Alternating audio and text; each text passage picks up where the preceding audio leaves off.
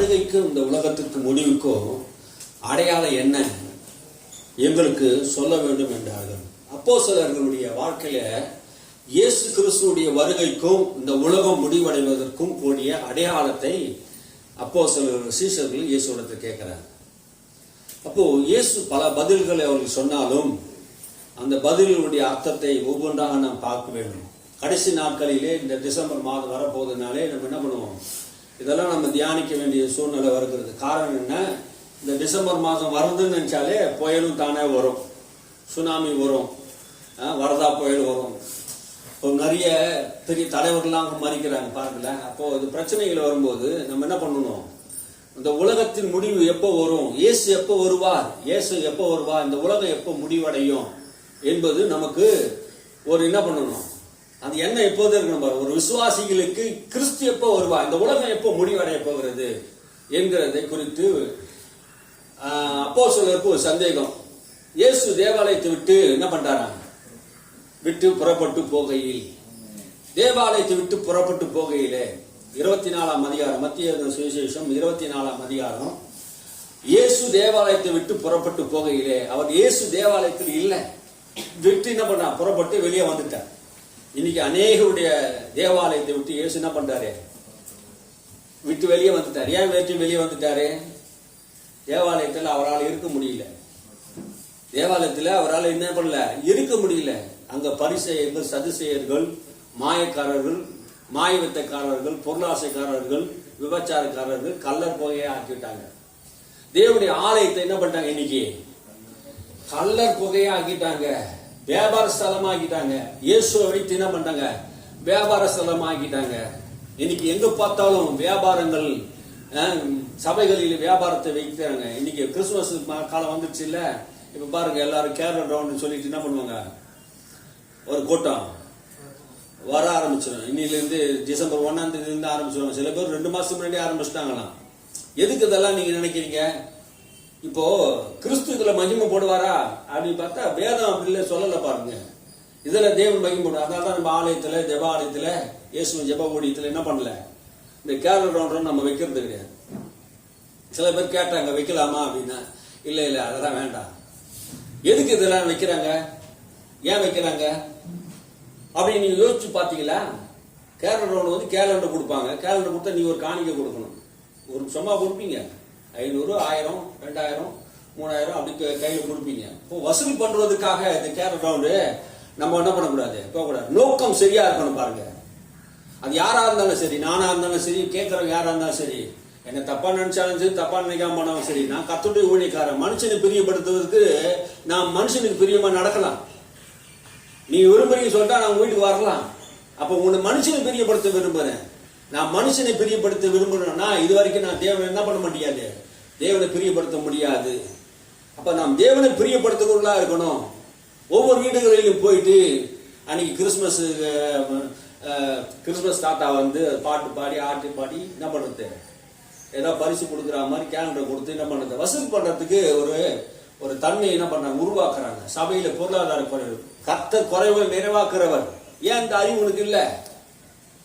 இதை வச்சு என்ன பண்றது, ஒரு சம்பாத்தியம் நோக்கம் தான் பேசுறேன் நான். நீ போறது நான் தப்புன்னு சொல்லல, புரிஞ்சுங்க. நோக்கம் சரியில்லை, வியாபார ஸ்தலமா மாறிடுச்சு. கடவுளுடைய ஆலை என்ன பண்ணுது, வியாபார ஸ்தலம். அன்னைக்கு பரிசெய்ய சதுசெய்ய செய்யறாங்க, இன்னைக்கு நீ செய்யலையா சொல்லு பார்க்கலாம். நீ அதான் செய்துட்டு இருக்கீங்க.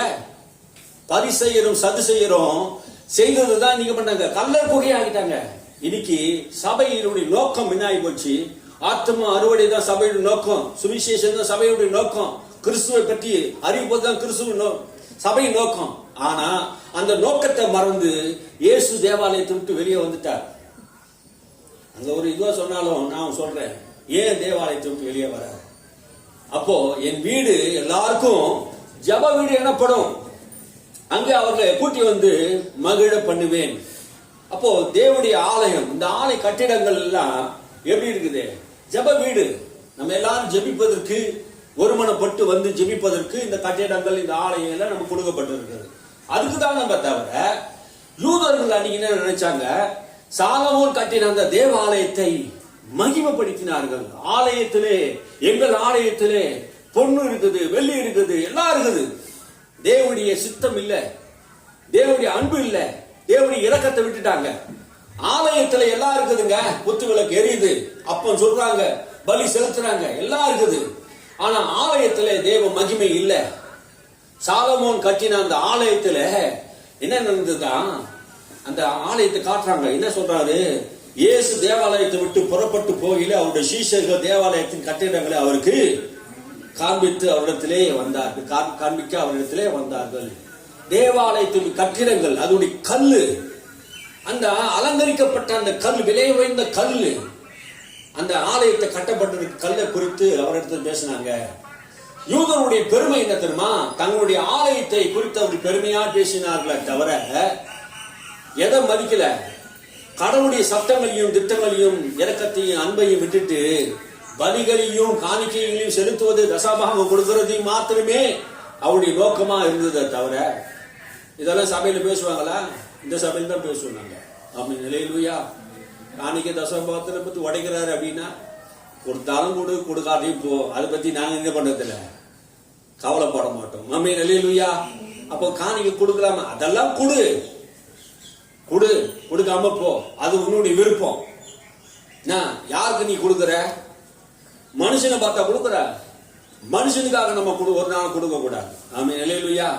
எந்த மனுஷனையும் நீ என்ன பண்ண முடியாது, பெரியப்படுத்துவதற்காக கொடுக்கூடாது. நீ கடவுளுக்கு பயந்து கடவுளுடைய ஆலயத்தின் தேவைகளை சந்திக்கப்படுவதற்காக, ஆமீன், அதுக்காக நீ தந்தீங்கன்னா கரெக்ட். அல்லேலூயா. அப்போ பழைய ஏற்பாட்டு காலத்தில் உள்ள மக்கள் எல்லாருமே தங்களுடைய ஆலயத்தை கட்டிடங்களை பெருமையா பேசுறாங்க. இன்னைக்கும் தங்களுடைய ஆலயத்துடைய பெருமைகளை பேசிக்கொண்டு இருக்கிற மக்கள் உண்டு. உன் ஆலயத்தில் தேவன் வாசமா இருக்கிறாரா? தேவன் வெளியே போயிட்டாரா? தேவன் ஆலயத்தில் வாசமா இருக்கணும். ஆமே. யார் அந்த ஆலயம்? வேதம் சொல்லுகிறது, நாமே தேவனுடைய ஆலயமா இருக்கிறோம். கர்த்தர் எங்க வாசம் பண்ணுறார்? இந்த கட்டிடத்துல வாசமா இருக்கிறார் என்று நிறைய பேர் நம்புறாங்க. தேவன் இது ஒரு பலிபீடம், இந்த பலிபீடம் பரிசுத்தமானது அப்படின்னு சொல்லி இருக்கிறார். இன்னும் பழைய ஏற்பாட்டு உடன்படிக்கையிலே வாழ்ந்து கொண்டு இருக்கிறாங்க. இது சாதாரண ஒரு இடம் தான். ஆனா இங்க தேவனுடைய மகிமையை பேசிக்கொண்டு இருக்கிறோம், தேவனுடைய மகத்துவத்தை பேசிக்கொண்டு இருக்கிறோம். அல்லேலூயா. நீங்க தான் தேவனுடைய ஆலயம். உங்களை தான் ஆண்டவர் தேவன் தம்முடைய பரிசுத்த சரீரமாக வைத்திருக்கிறார். உங்களுக்குள்ளதான் கிறிஸ்துவானவர் வாசம் பண்ணுகிறார். உனக்குள்ள எனக்குள்ள தான் ஆண்டவர் வாசமா இருக்கிறார். எங்க வாசமா இருக்கிறார்? நம்முடைய ஆத்மாவிலே ஆண்டவர் வாசமா இருக்கிறார். எங்க நம்மளுடைய இருதயத்தில் இருந்து தேவன் நம்மோடு கூட பேசுகிறார். அல்லேலூயா. உன்னையே தேவனுடைய ஆலயமாக கர்த்தர் மாற்றிருக்கிறார். நீங்கள் தேவனுடைய ஆலயமா இருக்கிறீர்கள் என்று அறியாது இருக்கிறீர்களா? நாம தான் தேவனுடைய ஆலயம். இன்னைக்கு பெரிய பெரிய கட்டிடங்கள் தேவனுடைய ஆலயமாக இல்லை. அதெல்லாம் நம்ம கூடி வருவதற்கு, ஜெபிப்பதற்கு ஒரு இடம் ஆண்டவர் நமக்கு கொடுத்திருக்கிறார். அல்லேலூயா. இந்த ஆலயத்துடைய மகிமையை அவர்கள் பேசின போது ஆண்டவர் சொல்றாரு, இந்த ஆலயத்துடைய மகிமையை பேசுகிறியே, நான் சொல்றேன், இந்த ஆலயத்துடைய மகிமை ஒரு நாள் இந்த கல்லின் மேல் கல் இராதபடிக்கு நிர்மூலமாக்கப்பட்டு போகும் என்று நான் உங்களுக்கு சொல்றேன் அப்படின்றார். இந்த ஆலயத்தை பெருமையா பேசிட்டு இருக்கிறீங்களா? சாலமோன் கட்டின ஆலயம், எல்லாரும் இந்த ஆலயத்துக்கு வராங்க, போறாங்க, பெருமையா பேசுறாங்க. அதான் சொல்றாரு இயேசு அவங்களை நோக்கி, இவையெல்லாம் பார்க்கிறீங்களே, இவ்விடத்திலே ஒரு கல்லின் மேல் ஒரு கல் இராதபடிக்கு எல்லாம் இடிக்கப்பட்டு போகும் என்று மெய்யாகவே உங்களுக்கு சொல்றேன். ஆலயம் இடிக்கப்பட்டு போகும். இயேசு கிறிஸ்து சிலுவையிலே அவர் ஜீவனை கொடுத்தப்பட்டு அவருடைய ஆலயத்தை இடித்து போட்டார்கள். இயேசு சொன்னார், இந்த ஆலயத்தை இடித்து போடுங்கள், மூன்றாம் நாளில் அதே உயிரோடு கூட எழுப்புவேன். அல்லேலூயா. இயேசு தன்னுடைய ஆலய சரீரமாகி இந்த ஆலயத்தை குறித்து சொல்லுகிறார், அந்த ஆலயத்தை இடித்து போடுங்க என்று. இங்க உண்மையாக சொல்ற சாலமோனுடைய ஆலயம் இடிக்கப்பட்டு போகும். அது ஒரு கல்லின் மேல் ஒரு கல் இராதபடிக்கு பிரிக்கப்பட்டு போகும் என்று சொல்லுகிறார்கள். இயேசு அந்த காலத்துக்கு அப்புறம் அந்த ஆலயத்தை என்ன பண்ணிட்டாங்க? இடிச்சு போட்டாங்க. ஒரு கல்லின் மேல் ஒரு கல் இராதபடி செய்துட்டாங்களா? சாலமோன் கட்டின போது அந்த ஆலயத்தை எப்படி கட்டினா தருமா? வெளியே கல்லுல கட்டினாராம். ஆனா நம்ம என்ன பண்ணுவோம்? இந்த காலத்துல சாந்து போட்டு கட்டுவோம்ல, அந்த காலத்துல சுண்ணாம்பு போட்டு கட்டுவாங்க, கடுக்கா போட்டு கட்டுவாங்க, அப்படி கட்டினாங்க பாருங்க, கீழ் போட்டு கட்டினாங்க. ஆனா சாலமோன் கட்டின போது அந்த ஆலயத்துல எப்படி கட்டினாரு தெரியுமா? அந்த காலத்துல தங்கத்தை உருக்கி, தங்கத்துல தங்கம் இன்னைக்கு என்ன ஒரு லட்சம் போயிடுச்சா? என்ன தங்கத்தை உருக்கி என்ன பண்ணாங்களா, அந்த கல்லு மேல ஊத்தி அந்த கல்லுக்கு சாந்தாக பயன்படுத்தினாங்க, அந்த கல்லு மேல வச்சாங்க. புரியுதுங்களா நான் சொல்றது? அந்த கல்லை ஏன் பிச்சு ஒரு கல்லா பிச்சு எடுத்தாங்களாம் தெரியுமா? அந்த தங்கத்தை எடுக்கிறதுக்காக. அந்த தேவாலயத்திலே அவ்வளவு மகிமை தங்கத்தினால் மூடப்பட்டு இருந்தது. அந்த கல்லை கூட என்ன பண்ணாங்க, தங்கத்துல உருக்கி இன்னைக்கு தார் ரோடு போடுறாங்க. தாரை ஊத்திட்டு என்ன பண்றாங்க, அது மேல ரோடு போடுறாங்க, அது பிடிச்சிக்குது. அப்போ கடவுளுடைய ஆலயத்தை என்ன பண்ணாங்க, அந்த மகிமையை பேசுறாங்க. எவ்வளவு கோடி தங்கத்தை செலவு பண்ணாங்க அந்த ஆலயத்துடைய மகிமைக்காக. ஆனா அந்த ஆலயத்துல தேவன் வாசம் பண்ண முடியுதா? அங்க என்ன பண்ணாங்க, ஆடை வித்தாங்க, மாடை வித்தாங்க, என்ன பண்ணாங்க, ஏழைய மதிக்கவே இல்லை. பாருங்க, பரிசேயர்கள் சதுசேயர்கள் எல்லாம் தேவாலயத்திலே ஊழியக்காரர்களா இருந்தவர்கள் என்ன பண்ணாங்க, அந்த தேவாலயத்தை வைத்து ஒடுக்கப்பட்டவருடைய வருமானங்களை சுரண்டினார்கள். வருமானத்தை சொல்றாங்க. இன்னும் எதுக்காக அப்படி சொல்றாங்க, ஆலயத்துக்கு வரும்போது சும்மா வரக்கூடாது, பலி செலுத்தணும். அந்த ஆடு மாடு வாங்கணும், ஆடு மாடு வாங்கி அதை பலி செலுத்தணும். இந்த பரிசேயக யூதர்கள் அன்னைக்கு இருந்த பிரதான ஆசாரிகளை என்ன பண்ணிட்டாங்கன்னா, இந்த வருமானம் வருவதற்காக தேவாலயத்திலேயே ஒரு இடத்தை வச்சு என்ன பண்ணாங்க, ஆடு மாடு புறாக்களை வச்சு விற்க ஆரம்பிச்சிட்டாங்க. வெளியே இருக்கிற வாங்கிட்டு வந்துக்கிற ஆடு மாடெல்லாம் நீ வெளியே வந்து பலி செலுத்தக்கூடாது, அது அசுத்தமானது. வெளியே இருக்கிற ஆடு மாடெல்லாம் என்ன வந்து அசுத்தமானது. தேவாலயத்துக்குள்ள இருக்கிற ஆடு மாடு அது யாருடைய நினைக்கிறீங்க, பரிசேய சதுசேயர்களுடைய வியாபார ஸ்தலம். வெளியே ஆடு 500 ரூபாய்க்கு வித்தாங்கன்னா உள்ள எவ்வளவு விற்பாங்க, 1000 ரூபாய்க்கு விற்பாங்க. ஒரு ஆட்டுக்கு 500 ரூபாய் தலைமையில வைப்பாங்க. அந்த பரிசேய சதுசேய கூட்டம் என்ன பண்ணுச்சு, இந்த ஆட்டை மாட்டை வித்து இயேசு பேரை சொல்லி என்ன பண்ணுச்சு, பணம் சம்பாதிக்க ஆரம்பிச்சிச்சு. இதான் ஆண்டவர் வெறுக்கிறார். இதுதான் ஆண்டவர் இருக்கிறார். என் வீடை ஜப வீடுன்னு சொன்னா கண்ணர் கோயில் ஆக்கிட்டாங்களே. பணம் சம்பாதிப்பதற்காக தேவனுடைய ஆலயத்தையும் தேவனுடைய நாமத்தையும் என்ன பண்ணாங்க, யூதர்கள் பரிசேயர்கள் எல்லாம் பயன்படுத்தினாங்க. இன்னைக்கு இருக்கிற யூதர்கள் பரிசேயர்கள், இன்னைக்கு இருக்க போதகர்கள், தீர்க்கதரிசிகள், சுவிசேஷகர்கள் யாரா இருந்தாலும் சரி, கர்த்தருடைய நாமத்தை பயன்படுத்தி நீ பணம் சம்பாதிக்கிற ஊழியத்துக்கு வந்தீங்கன்னா நீ வராதான் போயிடு. அப்படியேப்பட்ட ஆட்களை தேவன் என்ன பண்ணல, அழைக்கல. இயேசு பேரை சொல்லி சொல்லி என்ன பண்ற, பணத்தை சம்பாதிக்கிற. பணம் சம்பாதிக்காக ஆண்டவர் ஊழியத்துக்கு நம்ம அழைக்கல. ஆமென், அல்லேலூயா. கர்த்தர் நல்லவருங்க, அவரை பத்தி நம்ம பறைசாட்டுவோம். அப்போ ஏழையானவன் எப்படி வாங்குவான், அந்த பொருளை வாங்குவான்.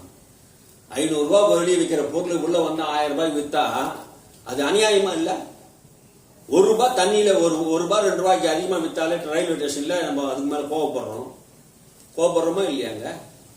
500 ரூபாய் 600 ரூபாய் அதிகமா விற்கிறானுங்க. இதுதான் பரிசேயருடைய காரியங்கள். தேவாலயத்தை விட்டு ஆண்டவர் வெளியே வர்றாரு, தன் மகிமையை பேசுறாங்க. அந்த ஆலை இடிக்கப்பட்டு போகும் என்று சொல்றாரு. அப்படி சொல்லும் போது இடிக்கப்பட்டு போகும் என்று மெய்யாக உங்களுக்கு சொல்றேன். நடக்க போகிற சம்பவத்தை பற்றி தேவன் என்ன பண்றாரு, அவருக்கு அறிவிக்கிறார். பின்பு அவர் ஒலிவ மலையிலே உட்கார்ந்து இருக்கையிலே, தேவாலயத்துக்கு எதிராக இருக்கிறதான் அந்த ஒலிவ மலை. இப்ப எங்க போயிட்டாரு இயேசு, தேவாலயத்திலிருந்து ஒலிவ மலைக்கு போயிட்டாரு. அந்த ஒலிவ மலையில போய் அவர் உட்காந்துட்டார். இங்க உட்காரத விட நான் என்ன பண்றேன், அங்க போய் உட்காந்துக்கிறேன்டா, உங்க கூட இங்கேயும் உட்கார முடியாது நீங்க அப்படின்னு சொல்லிட்டு போயிட்டாரு. ஏன்னா இவனுக்கு பண்ற அட்டகாசம் அவ்வளோ. இயேசு வந்த நோக்கத்தையும் என்ன பண்றாங்க, மறந்துட்டாங்க. இவர் அந்த ஆலயத்தை கொடுத்து பக்தி வைராக்கி இருக்குது. அதனால தான் என்ன பண்ணாரு, சாட்டையை எடுத்துக்கொண்டு காசுக்காரருடைய பலகையை கவிழ்த்து போட்டு புறா வைக்கிறவனை துரத்தி மாடு ஆடு விற்கிறவன் எல்லாம் வெளுத்து வாங்குறாரு. அடி. இயேசு கோவம் வராதா? வந்ததுங்க, கோவம் வந்ததுங்க. சாட்டையை பின்னி அடிக்கிறாரு. இன்னைக்கு முடியுமா சாட்டையை பின்னி? நாங்க வசனத்தெல்லாம் அடிக்க முடியும். ஆமென், அல்லேலூயா. சாட்டையை பின்னி என்ன பண்றாரு, அடிக்கிறாரு, பொந்து கட்டுறாரு, ஓடுறான்ட்டாரு. தூக்கின்னு ஓடுங்க. இந்த அதிகாரத்தை நமக்கு யார் கொடுத்தது? யூதர்கள் பரிசேயர்கள் சதுசேயர்கள் வந்து கேட்கறாங்க. நாங்க ஆலயத்தை வியாபாரம் பண்றோம், நாங்க தான் குருக்கள், நாங்க தான் என்ன சொல்லுவாங்க இந்துக்கள்ல சொல்லுவாங்களே தர்மகர்த்தா, நாங்க தான் கோயிலுக்கு தர்மகர்த்தா. நாங்க தர்மகர்த்தா வரும்போது நீங்க என்ன பண்ணுவீங்க? யாரு உங்களுக்கு இந்த அதிகாரத்தை கொடுத்தது? நாங்க தான் பொருளாதார செயலாளர் தலைவர், நாங்க தான் அதை ஏற்படுத்தினோம். உமக்கு இந்த அதிகாரத்தை யார் கொடுத்தது? இந்த ஆலயத்துல நீ வந்து விற்க கூடாது சொல்றது நீ யார்? இந்த ஆலயத்தில் இதை செய்யக்கூடாது சொல்றது நீ யார்? உனக்கு யார் இந்த அதிகாரத்தை கொடுத்தது? நானும் உன் கேட்கிறேன், உனக்கு நான் கேட்கிறேன், அந்த அதிகாரத்தை யாரு? யோவான் கொடுத்த ஞானஸ்தானம் தேவனால் உண்டாயிச்சா மனுஷரால் உண்டாயிச்சா சொல்லுங்க அப்படின்னு கேட்கிறாரு. அவங்க யாரும் சொல்லலை. தேவனால் உண்டாயிடுச்சு சொன்னா ஏன் யோவான் விசுவாசி கேட்பாரு? மனுஷனால் உண்டாயிடுச்சுன்னா அவரை தீர்க்கதரிசியா இருக்கிறாரு, அவர் ஜனங்கள் என்ன பண்ணுவாங்க, கல்லெறிஞ்சு சாவடிச்சிருவாங்க நம்மள அப்படின்னு பயந்தாங்க. பாருங்க, இயேசு ஞானம் உள்ள தேவன். ஆமென், அல்லேலூயா. எந்த கேள்வி கேட்டாலும் அவர் பதில் இருக்குது.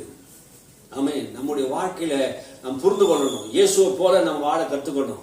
அந்த தேவாலயத்தில் இல்லாமல் அவர் ஒலிவ மலையில போய் உட்கார்ந்து இருக்கையிலே அப்போ வராங்க, சீஷர்கள் வராங்க. யார் யார் வராங்கன்னு நினைக்கிறேன்? பேதுரு, யோவான், யாக்கோபு, அந்திரேயா. இங்க எழுதல, ஆனா மார்க்ல எழுதி இருக்கிறார். மார்க் 13ஆம் அதிகாரம் வாசிங்க. மார்க் 13 5ஆம் வசனம்.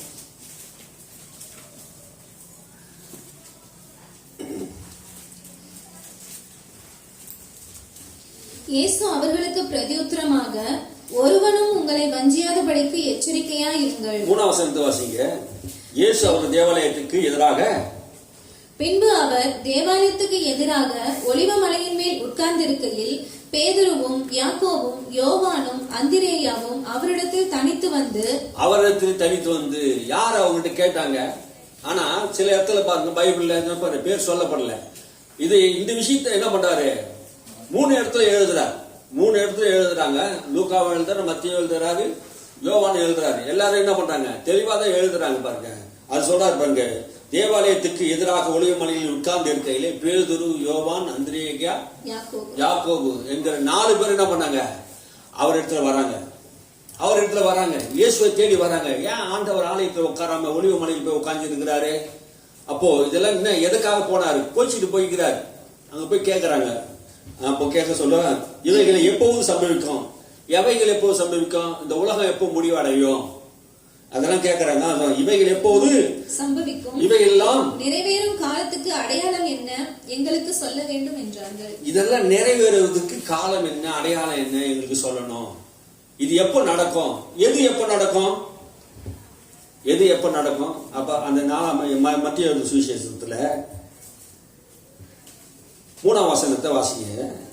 இவைகள் பின்பு ஒலிவ மலையில அவர் உட்கார்ந்து இருக்கையில, அதையும் சேர்த்து வாசித்தாதான் உங்களுக்கு புரியும். பாருங்க, எவைகள் எப்போ நடக்கும் அப்படின்னு உங்களுக்கு புரியல. ஆனா இதுல இருந்து அதை சொல்றாரு, மத்திய சொல்றாரு, சீஷர்கள் அவரிடத்து தனித்து வந்து அவர் சம்பவிக்க போகிறது உம்முடைய வருகைக்கும் உலகத்தின் முடிவுக்கும் அடையாளம் என்ன?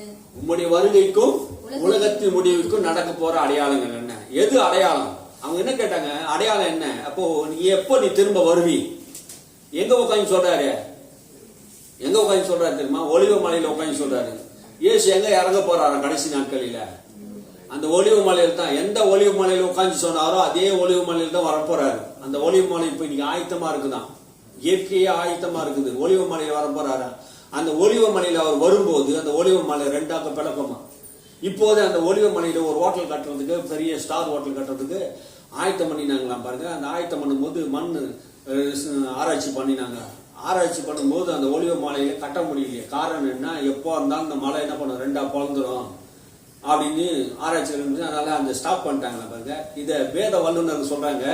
இயேசு கிறிஸ்து வருகை போது இந்த ஒலிவ மலை 2ஆ கிழக்கிலும் மேற்கிலும் ஒன்னு பிரிஞ்சு அந்த ஒலிவ மலையில அவர் என்ன பண்ணுவாரு? வந்து நிற்பார். எந்த இடத்துல எப்போ நடக்கும் என்று சொன்னாரோ அந்த ஒலிவ மலை இப்ப இன்னைக்கு ஆயத்தமா இருக்குது. எந்த ஒலிவ மலை உட்காந்து சொன்னாரோ அதே ஒலிவ மலை இன்னைக்கு ஆயத்தமா இருக்குது. சகரியாவில் சொல்லி இருக்குது. அந்த புத்தகத்தை வாசித்து பார்த்தா தெரியும். ஆயத்தமா இருக்குது. வாசிங்க. உம்முடைய வருகைக்கும் உலகத்தின் முடிவுக்கும் அடையாளம் என்ன? உம்முடைய வருகை எப்போ வரும்? சீஷர்கள் ஒரே கேள்விதான், உங்களுடைய வருகை எப்போ வரும்? அப்படின்னா நீங்க மரித்து உயிரோட எழுந்து போயிட்டீங்கன்னா மறுபடியும் வருவீங்க சொன்னீங்களே, எப்போ வருவீங்க? இப்ப இந்த உலகம் எப்போ முடிவடையும்? நமக்குள்ள இந்த கேள்வி இருக்குதா? உலகம் எப்போ முடிவடையும்?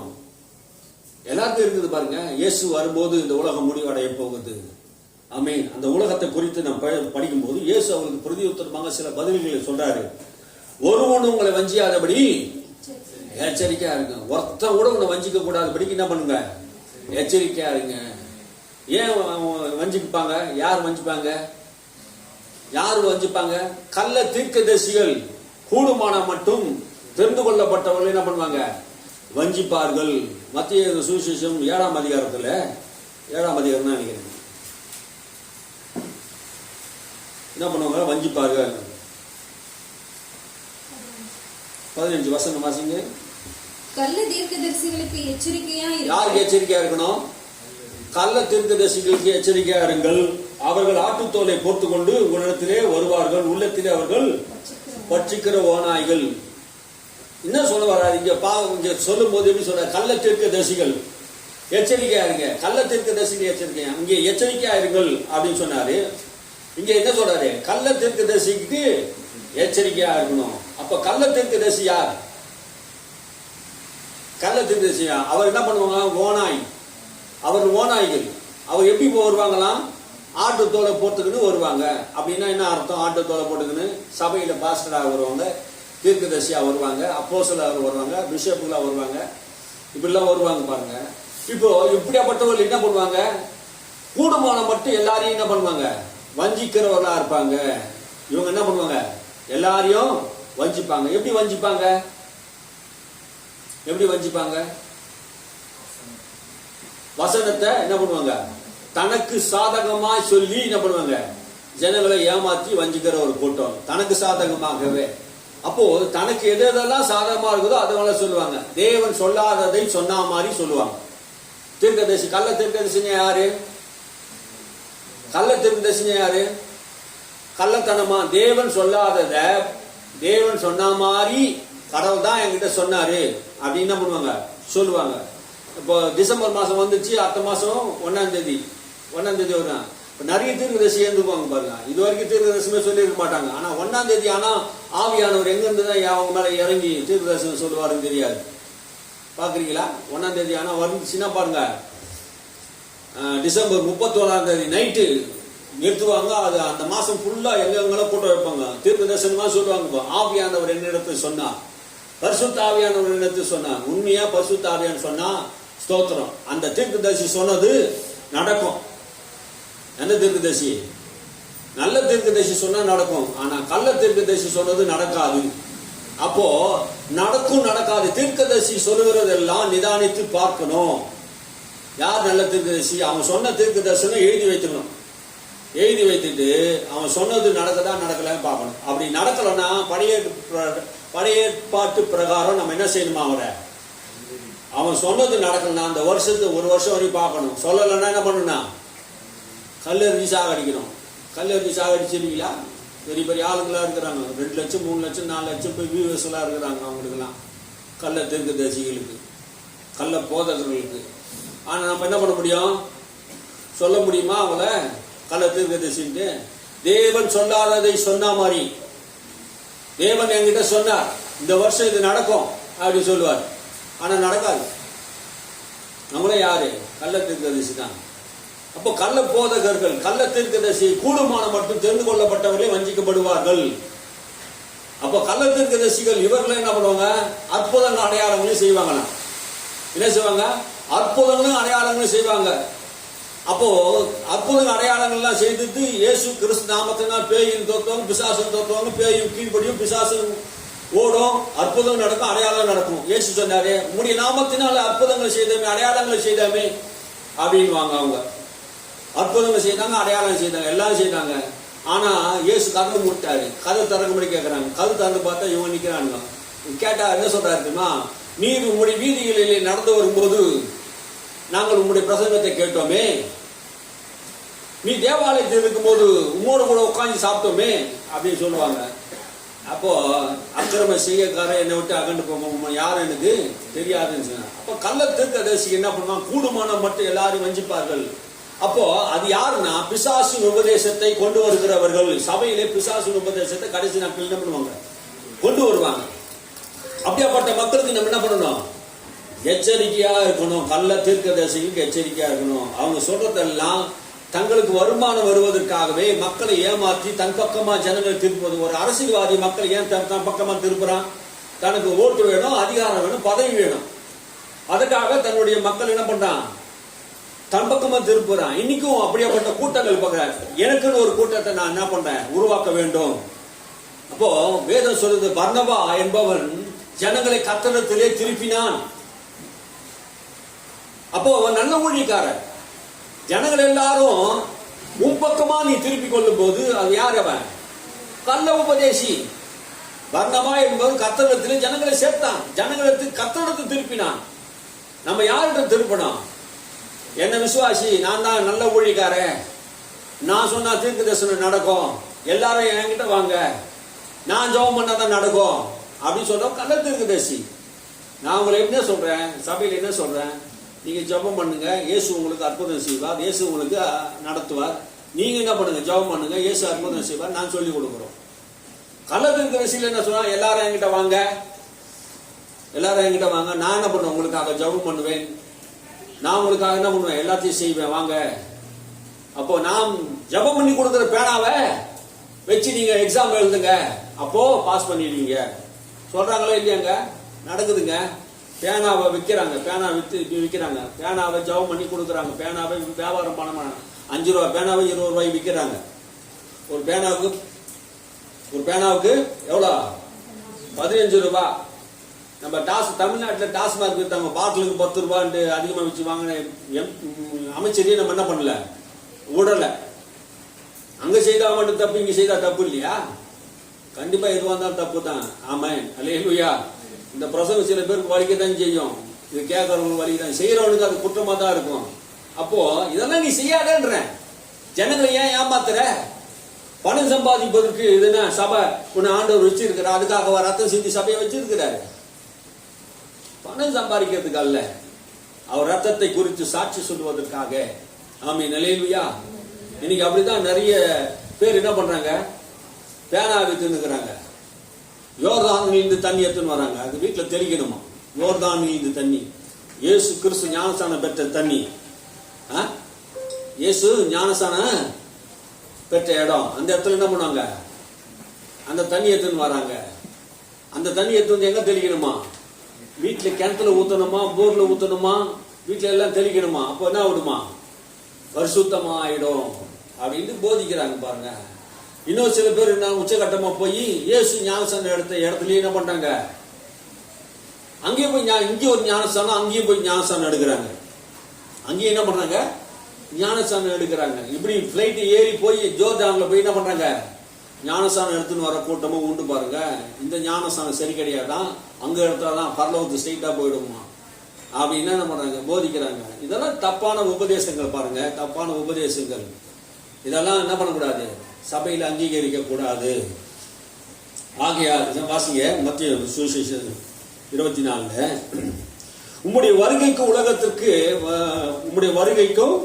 உலகத்தின் முடிவுக்கும் அடையாளம் என்ன எங்களுக்கு சொல்ல வேண்டும் என்று சொன்னாங்க. இயேசு பல அடையாளங்களை அவருக்கு சொன்னார். நம்ம சீக்கிரத்தில் வாசிப்போம். இயேசு அவருக்கு குருயுத்தரமாக, ஒருவனும் உங்களை வஞ்சியாதபடிக்கு எச்சரிக்கையா இருக்கிறார். அதுதான் கள்ள தீர்க்கதரிசிகள். அப்ப என்ன பண்ணுவாங்க, ஓனாய் ஆட்டுத்தோலை போத்துக்கொண்டு சபைக்குள்ள வருவாங்க. ஏனெனில் அநேகர் வந்து என் நாமத்தை தரித்து கொண்டு, அநேகர் என் நாமத்தை தரித்து கொண்டு அப்படின்னா என்ன அர்த்தம், நான் தான் இயேசு கிறிஸ்து, நான் தான் இயேசு கிறிஸ்துடைய அவதாரம், என்னதான் தேவன் என்ன பண்ணாரு, அனுப்பினார் என்று நீ பண்ணுவாங்க, ஜனங்களை ஏமாத்துவாங்க. அவருடைய நாமத்தை தரித்து கொண்டு இந்த பூமியில வருவாங்க. 17ஆம் நூற்றாண்டிலிருந்து 16, 17, 18, 19, 21ஆம் நூற்றாண்டு வரைக்கும் நிறைய பேர் எழுப்பி இருக்கிறாங்க. என்னைக்கு இவ்வளவுதான் அப்படின்னு சொல்ல முடியல பாருங்க. 200 கணக்கான 200க்கு மேற்பட்டவர்கள் உலகம் எங்கிலும் இருக்கிறவர்கள் நான் தான் இயேசு கிறிஸ்து என்று தன்னை என்ன பண்ணாங்க, அறிமுகப்படுத்தின. அவங்களாம் செத்து போயிட்டாங்க. நிறைய பேர் என்ன பண்ணாங்க, செத்து போயிட்டாங்க. இனி சொல்றவங்களும் செத்து போவாங்க. ஆமென். தேவனுக்கு மரணம் இல்லை என்பதை அவர்கள் அறிய வேண்டும். ஆமென். கிறிஸ்து மரித்தார், மரித்தோர் இருந்து உயிரோடு கூட எழுந்தார். ஆமென். அவர் மரணத்தையும் பாதாளத்தையும் ஜெயித்து உயிரோடு கூட எழுந்தார். இன்னைக்கு இருக்கிற மனிதர்களாம் நாங்கள் கிறிஸ்துவின் அவதாரம், கிறிஸ்துவை தரித்து இருக்கிறோம் அப்படின்னு சொல்லி ஜனங்கள் என்ன பண்றாங்க, ஏமாத்துகிற கூட்டம், வஞ்சிக்கிற கூட்டம் இன்னைக்கு நிறைய பூமியில வருகிறதை பார்க்கிறோம். ஆகினாலே கள்ள தீர்க்கதரிசிகளுக்கு நாம் எச்சரிக்கை இருக்க வேண்டும். கூடுமான பட்டும் நம்மளை வஞ்சிக்க பார்ப்பார்கள். அவர் என்ன செய்வாங்க, வஞ்சிக்க பார்ப்பாங்க. அந்தி கிறிஸ்துடைய உபதேசத்தை என்ன பண்ணுவாங்க, உபதேசம் பண்ணுவார்கள். அந்தி கிறிஸ்து யார், பாழாக்கிற அருவருப்பை குறித்து எழுதியிருக்க தானிய தீர்க்கதரிசி 9:27 அருவருப்பானவன் அவன். அந்த அருவருப்பு எப்படியாப்பட்டவன், எப்படின்னு வருவான், சபைக்கு எப்படி வருவான், அந்தி கிறிஸ்து எப்படி வருவான் அப்படின்னு நம்ம கேட்கப்பட்டா, வஞ்சிக்கப்படுகிற ஆவி அது. மற்றவர்களை வஞ்சிப்பான். அவன் தன்னை தேவன் என்றும் அந்த யூதர்கள் இடிக்கப்பட்ட அந்த ஆலயத்தை மறுபடியும் அந்த ஆலயத்தை கட்டுகிறவன் யாரு, அந்த கிறிஸ்து அந்த ஆலயத்தை கட்டி அந்த ஆலயத்தில் ஒரு சொர்பத்தை உண்டாக்கி நாம் தான் கடவுள் என்று அந்த ஆலயத்தில் உட்காருவான். அந்த சொர்பத்தை வணங்க வேண்டும் என்று உலகம் எங்கும் கட்டளையிடுவான். உலகம் முழுவதும் அது என்ன சொல்லுது, கொஞ்ச நாள்லயே 3.5 வருஷத்திலேயே உலகம் முழுவதும் அவனுடைய ராஜ்யத்துக்கு கொண்டு வந்துருவான். எப்படின்னா இன்டர்நெட், பேஸ்புக், என்ன சொல்றாங்க, உலக லெவல்ல என்ன பண்ணுவான், கண்ட்ரோல் பண்ணுவான். இந்த பிக் பாஸ் பாக்குறீங்களா, இந்த பிக் பாஸ் எத்தனை பேர் பாக்குறீங்க, கை தூக்கம் பார்க்கலாம் அப்படின்னு சொல்ல மாட்டேன், அவங்களும் பார்ப்பாங்க. அந்த பிக் பாஸ் நிகழ்ச்சியில அவங்க எல்லாரும் ஒரு கூண்டுல போட்டு அடிச்சுட்டு அவன் சொல்றத, பிக் பாஸ் சொல்றத தான் என்ன பண்ணணுமா செய்யணும். அவன் என்ன டாஸ்க் கொடுக்குறானோ அதான் செய்யணும். அது மாதிரி தான் வரப்போற நாட்கள் இதுக்கு அடையாளமாக என்ன பண்றாங்க, அவன் ஒரு பிக் பாஸா வரப்போறான், வந்து அவன் சொல்றத தான் நம்ம செய்யணும். அவன் கட்டளை தான், அவன் வந்து போனான், எல்லாரையும் கண்காணிச்சுனே இருப்பான். அந்த உள்ள இருக்கிற 25 பேர் 30 பேர் இருக்கானா 30 பேர் என்ன பண்ணுவான், அவன் கண்காணிச்சுனே இருப்பான். யார் என்ன பேசினாலும் அவனுக்கு தெரியும். அதனாலதான் சிப்பு வச்சிருவாங்க. கைகள் வலது கையிலே என்ன பண்ணுவாங்க, சிப்பு நெத்தியிலே சிப்பு வைத்துவாங்க. அதுக்கு பேர் என்னது, www.com 666. அந்த எண்ணின் இலக்கம் அது 666 இருக்கிறது. அப்ப அந்த கிறிஸ்து என்கிறவன் பாழாக்கிற அருவருப்பை குறித்து என்ன பண்ணுவான், சபையை வந்து உட்காருவான், தன்னை வணங்கும்படியாக எல்லா ஜனங்களுக்கு என்ன பண்ணுவான், போதிக்கிறவனா இருப்பான்.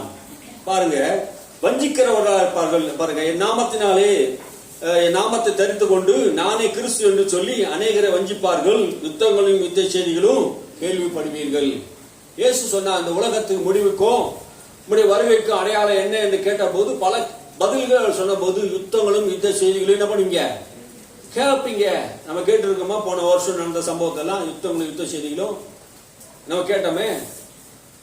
அப்ப இஸ்ரவேலுக்கு விரோதமாக எத்தனையோ நாடுகள் உருவானது. ரஷ்யா போரிட்டது, உக்ரைன் போரிட்டது, காசா பட்டணம் போரிட்டது, அந்த பாலஸ்தீன தீவுகள் எல்லாம் போரிட்டாங்களே. அவர்கள் எல்லாரும் ஒன்று சேர்ந்து இஸ்ரவேலுக்கு விரோதமாக எழுப்பினார்களே. நம்ம யுத்தங்களை கேள்விப்படுகிறோம். இந்தியா பாகிஸ்தானுக்கு விரோதமாக யுத்தம் நடக்குது, ஸ்ரீலங்காவுக்கு விரோதமாக ஒரு யுத்தம் நடந்தது. இப்படி உள்நாட்டு போர் நடந்தது, ஜனத்துக்கு விரோதமாக நடந்து. பாருங்க, அப்புறம் பாருங்க, யுத்தங்களும் யுத்த செய்திகளும் கேள்விப்படுவீர்கள், கலங்காதபடி எச்சரிக்கையார்கள். நம்ம இதெல்லாம் நம்ம கேள்விப்பட்டோம், நம்ம என்ன பண்ணல, கலங்கல. இதெல்லாம் நடக்க வேண்டிய காரியங்கள். அப்போ இந்த உலகம் முடிவடைவதற்கு முன்பாக நடக்க போற சம்பவங்கள், என்னுடைய வருகைக்கு முன்பாக என்னென்ன நடக்கும், இயேசு சொல்றா என்னென்ன நடக்க போகுது, எது வரப்போகுது என்பதெல்லாம் தெளிவா சொல்ற. யுத்தங்கள் யுத்த செய்தி கேள்விப்படுவீர்கள், கலங்காதபடி எச்சரிக்கை. இவையெல்லாம் சம்பவிக்க வேண்டியது, இதெல்லாம் நடக்க வேண்டியதுதான். என் வருகைக்கு முன்பாக இதெல்லாம் நடக்கும், ஆனாலும் முடிவு வராது. இதெல்லாம் கேள்விப்படுவீங்க, ஆனாலும் என்ன பண்ணாது, முடிவு வராது. இதோட முடியாது. இதுக்கப்புறம் இன்னும் சொல்றாரு பாருங்க, ஜனத்துக்கு விரோதமாக ஜனமும் அப்படின்ற மணிப்பூர்ல ஜனத்துக்கு விரோதமாக ஜனங்கள் எழும்பி, அப்போ கொக்கி இனத்தினாரும் இன்னொரு இனத்தாரும் சேர்ந்து என்ன பண்ண, சண்டை போட ஆரம்பிச்சிட்டாங்க. இப்ப ஜனத்துக்கு விரோதமா ஜனமும் எழும்புகிறார்கள். தமிழ்நாட்டில் அப்படி ஒரு ஜனத்துக்கு விரோதமா ஜனத்தை எழுப்பும்படியாக என்ன பண்றாங்க, கலகம் பண்ணி கொண்டு இருக்காங்க. இப்ப இந்திக்காரனா என்ன பண்ண, தமிழ்நாட்டை இறக்குறாங்க. அப்ப கோயம்புத்தூர்ல ஒரு பிரச்சனை நடந்தது. அப்ப இந்திக்காரனா போலீஸ்காரன் அடிக்கிறாங்க. ஜனத்துக்கு விரோதமா ஜனம், என் இனம் ஒண்ணு உண்டு, நாங்க முஸ்லீம், நாங்க என்ன பண்றோம் இந்த ஜனம் அப்படின்ட்டு அந்த ஜனம் ஒரு பக்கம் எழும்புது. அப்போ இங்க பிரிவினை உண்டாக்குறதுக்கு என்ன பண்ணுது, நடக்கிற காரியங்களை பாக்குறோம். ஸ்ரீலங்கால நடந்தது பாருங்க, தமிழ் மக்களை சிங்கள மக்கள் என்ன பண்ணாங்க, அழிச்சு கொண்டு குவிச்சாங்க. 1.5 லட்சம் பேர் அழிச்சு கொண்டு குவிச்சாங்க. ஏன், இனம், ஜனத்துக்கு விரோதமா ஜனம் எழுப்பினாங்க. பாருங்க, அந்த காலத்துல தான் பெர்க்மன்ஸ் தாத்தா ஒரு பாட்டு பாடினார். தாத்தா எங்க தாத்தா பெர்க்மன்ஸ் ஃபாதர் சொல்லலாம். அவர் என்ன பண்ணாரு, பாட்டு பாடினார். அவர் என்ன பாட்டு, அது ஞாபகம் தான், கட்டி பிடித்து முந்தன் பாதத்தை கண்ணீரால் நினைக்கிறேன் கர்த்தாவே, யுத்தங்களை தடுத்து ஓய பண்ணும். அந்த பாடல்லாம் அந்த நாள்கள்லாம் அவர் பாடினார். இலங்கைக்காக பாடினார். நான் ரட்சிக்கப்பட்ட புதுசு அந்த டைம்லாம் இலங்கைக்காக, அந்த ஜனங்களுக்காக பாடின பாட்டு. அப்படி அப்போ ஜனங்களுக்கு விரோதமா ஜனமும் ராஜ்யத்துக்கு விரோதமா ராஜ்யமும் எழும்பும் வேதம் சொல்லுகிறது. அப்போ வேதம் என்ன சொல்லுதோ அதெல்லாம் பூமியில நடந்து கொண்டு இருக்கிறது. இது ஒரு தீர்க்க தரிசன புஸ்தகம். இயேசு சொன்ன தீர்க்க தரிசனம் இது. எத்தனையோ தீர்க்கதரிசி சொன்னது நடக்காம போயிடுச்சு. ஆனா இயேசு சொன்னது மெய்யாகவே நான் சொல்றேன்னு சொல்றார். நிச்சயமா அவர் சொன்னதெல்லாம் நடக்கும். ஜனத்துக்கு விரோதமா ஜனமும், ராஜ்யத்துக்கு விரோதமா ராஜ்யமும் எழும்பும். இன்னைக்கு ராஜ்யத்துக்கு விரோதமா ராஜ்யம் எழும்பலையா? உள்கட்சிக்கு விரோதமா உள்கட்சி எழும்பலையா? இன்னைக்கு எழும்புறாங்களே, 2 பிரிஞ்சு போயிருக்கனால பிரிஞ்சு என்ன பண்ணாங்க, யுத்தம் நடக்கிறது. கொள்ளை நோய், பஞ்சங்களும் கொள்ளை நோய்களும் பூமி அதிர்ச்சிகள் பல இடங்களில் உண்டாகும். பஞ்சங்கள், உகாண்டா தேசத்துல பஞ்சம் வந்த போது மக்கள் எல்லாம் மண்ணை தின்னாங்க. ஸ்ரீலங்கால பஞ்சம் வந்த போது மக்கள் எல்லாம் என்ன பண்ணாங்க, கஷ்டப்பட்டாங்க. சாப்பிட கஷ்டம். அப்படி நிறைய தேசங்களில் என்ன பண்ண பஞ்சங்கள். இந்தியாவில் ஒரு பெரிய பஞ்சம் வருதான், உணவு பஞ்சம் வருதான். அதை குறித்து என்ன பண்ணாங்க, உணவுத்துறை அமைச்சர்கள் சொல்றாங்க, அதை பற்றிலாம் பேசுறாங்க. இந்தியாவில் பஞ்சம் வரப்போகுது. எப்படி வரும் பஞ்சம்? விவசாயமே இல்லாத போது என்ன வரும்? மாத்திரையை போட்டு சாப்பிட முடியும்? விவசாயத்தை என்ன பண்றாங்க, அதனுடைய அறுவடை தன்மையை என்ன பண்றாங்க, இழக்க பண்றாங்க. இதெல்லாம் நடக்குது. நான் அதெல்லாம் மொட்டையே சொல்றேன். சரி, வாசிப்போம். கொள்ளை நோய்கள், பூமி அதிர்ச்சி பல இடங்களிலே உண்டாகும். இவையெல்லாம் வேதனைக்கு ஆரம்பம். இதெல்லாம் வேதனைக்கு ஆரம்பம் தான். அப்போது உங்களை உபத்திரத்துக்கு ஒப்பு கொடுத்து உங்களை உபத்திரத்துக்கு ஒப்பு கொடுப்பாங்க. எப்போது? இது இயேசு இருந்த காலத்திலே நடந்து முடிஞ்ச காரியம் என்று நினைக்கிறாங்க. ஆனா இல்ல, இது இயேசுடைய வருகைக்கு, உம்முடைய உலக முடிவுக்கும் உம்முடைய வருகைக்கும் உள்ள அடையாளங்கள் தான் கேட்டாங்க. இது அப்போஸ்தலர்கள் நினைச்சிட்டாங்க அவருடைய காலத்தில் நடந்து நினைச்சுக்கிறாங்க. இல்ல, இது யாருடைய காலத்தில் நடக்குது? நம்முடைய காலத்தில் நடந்து கொண்டு இருக்கிற உண்மைகள். இயேசுடைய வருகைக்கும் உலகத்தின் முடிவுக்கும் உள்ள நடக்க போற சம்பவத்தை தான் இயேசு என்ன பண்ணாரு, தீர்க்கதரிசனமா சொல்றாரு. வாசிங்க. உங்களை உபத்திரவத்துக்கு ஒப்பு கொடுத்து உங்களை கொலை செய்வார்கள். என் நாமத்தின் நிமித்தம் சகல ஜாதிகளும் சகல ஜனங்களாலும் பகைக்கப்படுவீர்கள். இது தீர்க்க தரிசனங்க. இயேசு கிறிஸ்து ஏற்றுக்கொண்ட நமக்கு விரோதமாக ஜனங்கள் எழும்போ நம்ம கொலை செய்யப்படுவதற்கு என்ன பண்ணுவாங்களா, பகைப்பார்கள். இன்னைக்கு விரோதமாக எழும்புவார்கள். நிறைய பேர் கூட்டாங்க. நீங்க என்ன பண்ணுது, எழும்புவது. அவர்கள் எல்லாம் ஒண்ணும் இல்லாம போயிடுவாங்க. ஆமென், அல்லேலூயா. அதான் நடக்கும். அப்போது அநேகர் இடர்ல அடைந்து ஒருவர் காட்டி கொடுத்து ஒருவரோட பகைப்பார்கள். அநேகர் என்ன பண்ணுவாங்க, நாட்களில அவன் தான் இவன் தான் சொல்லிட்டு தங்களுக்குள்ளே காட்டி கொடுப்பாங்க. இன்னைக்கு அப்படித்தான் நடக்குது பாருங்க. அரசியல்வாதிகளை ஒரு கூட்டம் என்ன பண்ணுது, பின்பற்றுது. அவங்க இல்ல இவங்கல்ல அவங்கள்ல பின்பற்றுது பாருங்க. இன்னைக்கு அநேகர் ஒருத்தர் காட்டி கொடுக்குறாங்க. கிறிஸ்துவருக்குள்ளேயே என்ன பண்ணுங்க, அநேகர் தங்களை நாங்க அந்த கட்சி சார்ந்தவங்க, இந்த கட்சி சார்ந்தவங்க, அவங்கள பகைக்கணும், இவங்களை பகைக்கணும், இவங்க இந்த இது உபதேசம், அவங்க அந்த உபதேசம், பல பிரிவினைகள், பல சபைகள், பல உபதேசங்கள் இன்னைக்கு சபைகளிலே வந்து விட்டது. அதனால பகை உண்டாக ஒருத்தர் என்ன பண்ணுவாங்க, காட்டி கொடுப்பாங்க. இதெல்லாம் நடக்குமா? இதெல்லாம் தீர்க்க தரிசனம் நிறைவேறிதான் ஆகணும். ஆமென், அல்லேலூயா. அதனாலதான் இன்னைக்கு இப்படி நடக்குது. அநேக கள்ள தீர்க்கதரிசிகள் எழும்பி அநேகர் என்ன பண்ணுவாங்க, வஞ்சிப்பார்கள். கள்ள தீர்க்கதரிசி எழும்பி என்ன பண்ணுவாங்க, அற்புதங்களை அடையாளங்களை எல்லாம் என்ன பண்ணுவாங்க, செய்வாங்க. அவங்க செய்கிற அற்புத அடையாளத்தை பார்த்து என்ன பண்ணுவாங்க, ஜனங்க ஏமாந்து போய் அவங்க உண்மையாலே கடவுளுடைய ஊழியக்காரன் தான் என்று நம்பி என்ன பண்ணுவாங்க, போயிடுவாங்க. அவர் யாருடைய ஊழியக்காரங்க? பிசாசுடைய உபதேசிகளா இருப்பாங்க, பிசாசுடைய ஊழியக்காரராக இருப்பாங்க. அவங்க பணத்தை குறித்தும் பொருளாதாரத்தை குறித்து என்ன பண்ணுவாங்க, அதிகமா பேசி ஜனங்களை என்ன பண்ணுவாங்களா, வஞ்சிப்பார்கள். பாவத்தை குறித்து என்ன பண்ண மாட்டாங்க, பேச மாட்டாங்க. பாவம் செய்யும் சொல்லுவாங்க, அக்கிரமம் செய்யும் சொல்லுவாங்க, ஒன்னும் பிரச்சனை கிடையாதுன்னு சொல்லுவாங்க. அப்படிப்பட்ட கள்ள தீர்க்கதரிசி தேவனுக்கு விரோதமான, சட்டங்களுக்கு விரோதமாக, வேத வசனத்துக்கு விரோதமான காரியங்களை பேசுவாங்க. அவங்க சில நேரத்துக்கு பேசும்போது அவங்க சொல்றது கரெக்டா மாதிரி தெரியும், சரியா தான் பேசுறாங்கன்னு தெரியும். ஆனா அது சரி கிடையாது. அக்கிரமம் மிகுதியாவதினாலே அநேகருடைய அன்பு தணிந்து போகும். அக்கிரமம் மிகுதியாவதினாலே இந்த உலகத்தை நம்ம பார்க்கிறோம் பாரு, அக்கிரமம். இன்னைக்கு நடக்கிற அக்கிரமத்தெல்லாம் சொல்ல கூசுது. அவ்வளவு அக்கிரமம் நடக்குது, அநியாயம் நடக்குது. பிள்ளைகளா இருக்கிறீங்க, அதனால என்ன பண்ண முடியல, சொல்ல முடியாத சூழ்நிலையில நம்ம இருக்கிறோம். அவ்வளவு அக்கிரமம், அநியாயங்கள் சோதோம் குமார பட்டணத்தில் நடந்தது போல, லோத்து காலத்தில் நடந்தது போல இன்னைக்கு ஜனங்கள் தவறான வாழ்க்கை வாழ்ந்து, ஆணோடு ஆணும் பெண்ணோடு பெண்ணும் தவறான வாழ்க்கை வாழ்ந்து அவலட்சணமான காரியங்கள் தமிழ்நாட்டில் நடக்குது. உறவுகளில் சரியான இல்லை, தவறான உறவுகளோடு வாழ்ந்து கொண்டு இருக்கிற மக்கள், எவ்வளவு மக்கள் உலகத்தில் இருக்கிறாங்க, தப்பான ஆட்கள் இருக்கிறாங்க. அதனால அக்கிரமம் மிகுதியாவது அநேகருடைய அன்பு தணிந்து போகும். அன்பே இல்லாம போயிடுச்சு, தணிந்து போகணும். அது ஒரு மனுஷன் சாதாரணமா அன்பு உள்ளவனா இருக்க முடியும், ஆனா அவனுடைய இருதயத்தை அன்பு இல்லாம போயிடும். அன்பு இல்லாத தன்மையை மாறிடும். இறக்கமே இருக்காது பாருங்க, இறக்கம் இல்லாத ஒரு ஆளா மாறிடுவான் பாருங்க. அன்புனா என்னன்னு தெரியாத ஆளா மாறிடுவான். ஏண்டா நீ எல்லாம் ஒரு மனுஷனடா அப்படி கேட்கிறோம் சில நேரத்துல. அப்படி அன்பு தணிந்து போயிடுச்சுன்னா என்ன ஆகும்? பெத்த அப்பாவையே ஒருத்தன் என்ன பண்ணான், அடி நடிச்சு சாவடிச்சுட்டான். கொஞ்ச நாள் முன்ன டிவியில நான் பார்த்தோம். பெத்த தகப்பனி சொத்துக்காக சொத்து எழுதி கொடுக்கணும்னு சொல்லிட்டு அடி நடிச்சுன்னா அந்த கேமரா ரெக்கார்ட் ஆகும். நேற்று தெலுங்கானா தேசத்துல ஒரு வீடியோ பார்த்தேன். பெத்த மகளை லவ் பண்ணி கல்யாணம் பண்ணிக்கிச்சா, அந்த பெத்த மகளை வீட்டுக்குள்ள புகுந்து குடும்பமா சேர்ந்து அடி அடிச்சு தரன்னு வெளிச்சு கார்ல போட்டாங்க. அந்த வீட்டுக்காரனே அடிச்சு ரோட்ல போட்டு போயிட்டாங்க. இதெல்லாம் நடக்குது பாருங்க. அக்கிரமம் மிகுதியினாலே அன்பு என்ன பண்ணுது, தனி தான் பிள்ளை என்பதில்லை. அப்ப ஜாதி வெறி, மத வெறி, இந்த வெறியினால் என்ன பண்ணாங்க, செத்தா கூட பரவாயில்ல என் புள்ள அப்படின்னு நினைக்கிறாங்களே தவிர, அப்ப அன்பு தனிந்து போச்சுல. நம்ம பிள்ளையை நம்ம கொல்ல முடியுமா? நம்ம பிள்ளைக்கு ஏதாவது தலைவலி வந்தா ஜுரம் வந்தாலே நம்மளால என்ன பண்ண முடியல, தாங்க முடியலையே. செத்தாலும் பரவாயில்ல என் ஜாதிக்காரன் தான் கல்யாணம் பண்ணணும் அப்படின்ட்டு ஜாதி வெறி பிடிச்சுன்னா அந்த பிசாசு எப்படி ஜாதி வெறி பிசாசு, மத பிசாசு, அது அவனுக்குள்ள ஆட்டி படைக்குது பாருங்க. இன்னைக்கு அந்த ஜாதி விட்டு மனம் திருப்பல அந்த வெறி இருக்குது பாருங்க.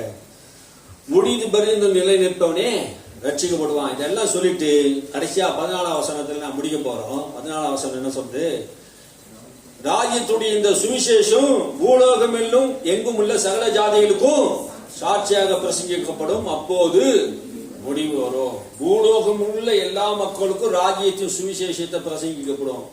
இப்போ உலகம் எப்ப முடிவடையும், உங்களுடைய வருகை எப்போன்னு கேட்ட போது இயேசு இதெல்லாம் சொன்னாரே தவிர, ஆனா எப்ப வரும் எப்ப முடிவடையும் சொல்றாரு, உலகத்தில் இருக்க எல்லா ஜனங்களுக்கும் இந்த ராஜ்யத்தின் சுவிசேஷம் அறிவிக்கப்படும், அப்போதுதான் முடிவு வரும். இப்ப யார்கிட்ட இருக்குது இயேசு வருவதுக்கு, முடிவு வருவதற்கு யார்கிட்ட இருக்குது, யார் கையில இருக்குது?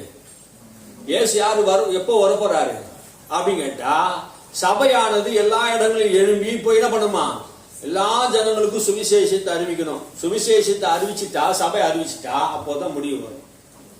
அல்லேலூயா.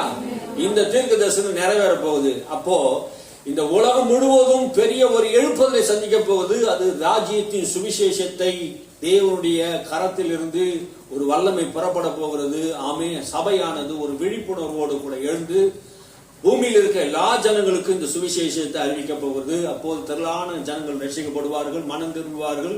அப்போது ஆனந்த துதி ஒலி கேட்கும், மாடல் பாட சத்தம் துணிக்கும், ஆகாய விண்மீன்களா அவஜனம் பெருகும். ஆண்டவருடைய வாக்கு அது நிறைவேற்றும். அல்லேலூயா.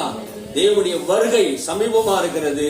ஆகையினாலே இந்த ராஜ்யத்தின் சுவிசேஷம் எல்லா ஜனங்களுக்கு அறிவிக்கப்படும் போது அப்போது முடிவு உண்டாகும். அப்போது அவருடைய வருகை வரும்.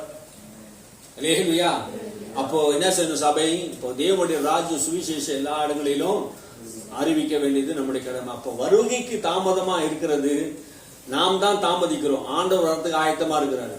அப்போ சுவிசேஷம் எல்லாருக்கும் அறிவிக்கப்பட்டால் தான் ஆண்டவர் வர முடியும். அதான் சொல்றாரு, எப்போது ஆண்டவர் வருவான்னு கேட்டா எல்லா ஜனங்களுக்கும் சுவிசேஷம் அறிவிக்கப்படும், அப்போது ஆண்டவருடைய வருகை வரும். இதுதான் இயேசுவுடைய தீர்க்க தரிசனம். இந்த தீர்க்க தரிசனம் 14 வசனத்தை நீங்க வாசித்து பார்த்தீங்கன்னா, இந்த உலகத்தில் யுத்தங்கள் நடக்கும், பஞ்சம் வரும், கொள்ளை நோய் வரும், பூமி அதிர்ச்சிகள் பல இடங்களில் நடக்கும், பஞ்சம் எல்லாம் நடக்கும், அக்கிரம மீதியாகவும் வஞ்சிக்கப்படுவீர்கள், நாமத்தை தேர்த்து கொண்டு வருவாங்க, எல்லாம் இதெல்லாம் நடக்கும். ஆனா இந்த உலகம் எப்போ முடிவடையும், அப்போ ஆண்டவருடைய வருகை எப்போ வரும் அப்படின்னு கேட்டீங்கன்னா, சுவிசேஷம் எல்லா ஜனங்களுக்கும் அறிவிக்கப்படும். அதனால தான் இயேசு உலகம் உயிர்த்தெழுந்த பெண்பாடி சொன்னார். மத்திய சுவிசேஷம், மார்க்கு சுவிசேஷம் 16ஆம் அதிகாரத்தை இதெல்லாம் நீ வாசிச்சா, பூமி எங்கும் சகல ஜாதிகளுக்கும் இந்த சுவிசேஷம் முந்தி பிரசங்கிக்கப்படும், அப்போதுதான் அது முடிவு உண்டாகும். அப்போ எல்லா ஜனங்களுக்கும் ராஜ்யத்தின் சுவிசேஷத்தை அறிவிக்க வேண்டியது தேவனுடைய சித்தமா இருக்கிறது, அது நம்முடைய கடமையா இருக்குது. ஆகினால் தான் பவுல் சொல்றார், சுவிசேஷத்தை நான் அறிவிக்காவிட்டால் எனக்கு ஐயோ, நான் சுவிசேஷத்தை அறிவிக்க வேண்டும். சுவிசேஷத்தில் தான் ரட்சிப்பு இருக்குது, பாவ மன்னிப்பு இருக்குது, மீட்பு இருக்குது, சுகம் இருக்குது. நான் அந்த சுவிசேஷத்தை ஏன் அறிவிக்கிறேன்? ஏன் இந்த சுவிசேஷத்தை சொல்றேன்? ஏன் இந்த சுவிசேஷத்தை சொல்வதற்கு நான் வெட்கப்படல? சிலுவையில் அறையப்பட்ட இயேசு கிறிஸ்து மூலமா தான் இந்த உலகம் ரட்சிப்பு அடையும் என்பதை நான் வெட்கப்பட மாட்டேன். பவுலை பார்த்து கேட்டாங்க, நீ படித்தவன் தானே, நீ ஒரு யூதன் தானே, சிலுவையில் அறையப்பட்ட இயேசுவை கடவுள் என்று சொல்றியே, உனக்கு இது பைத்தியக்காரத்தனமா தெரியலையா, உனக்கு வெட்கமா இல்லையா பவுலே அப்படி கேட்ட போது, சிலுவை குறித்து சொல்வதற்கு நான் வெட்கப்படேன், என்னால் ஏந்த மட்டும் நான் சுவிசேஷத்தை பிரசங்கிக்கிறேன் என்று சொல்லி எருசலேம் தன்னை இல்லிருக்கும் வரைக்கும் பூர்ணமாக சுவிசேஷத்தை பவுல் பிரசங்கித்தார். அல்லேலூயா. இயேசு கிறிஸ்துவை பிரசங்கிக்கவே சபை அழைக்கப்பட்டது. உலகம் முழுவதும் கிறிஸ்துவை நாம் அறிவிக்க வேண்டும். நான் வெட்கப்பட நான் கடனாளியா இருக்கிறேன் என்று சொல்கிறார். நான் கடனாளியா இருக்கிறேன். இந்த சுவிசேஷத்தை நான் அறிவிக்க வேண்டும். சபையானது நாம் தேவனுடைய ராஜ்யத்தை நாம் அறிவித்தே ஆக வேண்டும். மக்களுக்கு சொல்லியே ஆக வேண்டும். இதை நாம் சொன்னால் வழிய நமக்கு விடுதலை இல்லை. ஆமென், இல்லையா? இதை முழு மூச்சியா நாம் சொல்லணும். ஆகினாலே நாம் இந்த சுவிசேஷத்தை பாரமா கொண்டு, அதனால பணம் அதிகாலையிலும் திருமுகம் தேடி அர்ப்பணித்தேன் என்னை, சுவிசேஷ பாரம் ஒன்றே என் சுமையாக மாற வேண்டும். இதெல்லாம் நம்ம என்ன பண்ணோம்? இந்த பாடலாம் இன்னைக்கு பாடணும். அதெல்லாம் ஒரு தீர்க்க தரிசனத்து ஆவியோடு தான் நம்ம என்ன பண்ணிட்டு இருக்கிறோம் இன்னைக்கு. அதெல்லாம் நம்ம பாடி இருக்கோம். அப்ப சுவிசேஷம் அறிவிக்க வேண்டியது நம்முடைய கடமையா இருக்குது, சபையுடைய கடமையா இருக்குது. தேவ பிள்ளையை நீங்கள் எல்லாரும் எழுந்து என்ன பண்ணணும்? சுவிசேஷத்தை சொல்லணும். இனி வரப்போற நாட்கள் உபத்திரவமான நாட்கள். கிறிஸ்துவை நிமித்தம் நமக்கு பகை உண்டாகும், எதிர்ப்பு உண்டாகும், கொலை செய்யப்படுவார்கள், ஆலோசனை சங்கத்தில் கொண்டு போவார்கள், எல்லாம் நடக்கும். ஆனாலும் என்ன பண்ணணும்? முடிவு பொருந்து நினைத்து நிற்கிறவன் ரட்சிக்கப்படுவான். ஆமென், அல்லேலூயா.